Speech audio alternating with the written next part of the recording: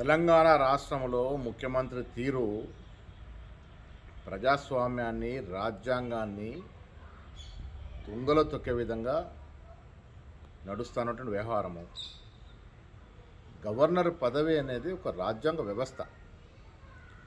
మీకు తమిళిసై గారితో ఏదైనా విభేదం ఉంటే పక్కన పెట్టి గవర్నర్ గారితో వివరించాల్సిన తీరులో మీరు వివరించకపోవడం వల్ల అట్టహాసంగా జరుపుకోవాల్సినటువంటి జాతీయ పండగ 26 జనవరిని పరేడ్ గ్రౌండ్లో కాకుండా గవర్నర్ ఆఫీస్కి రాజ్భవన్కి పరిమితం చేయడం అనేది కేసీఆర్ యొక్క అవివేకానికి నిదర్శనము.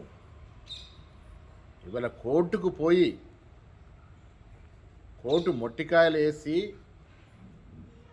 రిపబ్లిక్ డే ఉత్సవాన్ని పరేడ్ గ్రౌండ్లో జరపాలని చెప్పేదాకా కూడా మీకు సోయి లేదంటే, తెలంగాణ వచ్చిన తర్వాత, తెలంగాణలో టీఆర్ఎస్ ప్రభుత్వం ఏర్పడ్డ తర్వాత వ్యవస్థల్ని, ఇన్స్టిట్యూషన్స్ ఏ విధంగా మీరు అణగదొక్కుతున్నారో దీనివల్ల అర్థమవుతూ ఉంది. వ్యక్తిగత విభేదాల్ని తెరపైకి తీసుకొచ్చి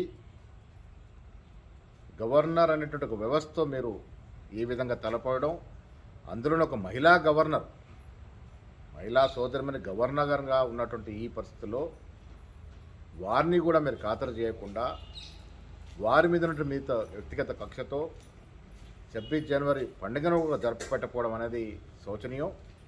ఇప్పటికైనా హైకోర్టు ఇచ్చినటువంటి ఆదేశాల మేరకు పరేడ్ గ్రౌండ్లో అందరినీ పిలిచి అట్టహాసంగా జాతీయ పండుగ 26 జనవరిని రిపబ్లిక్ డేను జరుపుకోవాల్సిందిగా కాంగ్రెస్ పార్టీ తరఫున హితో పలుకుతా ఉన్నాం.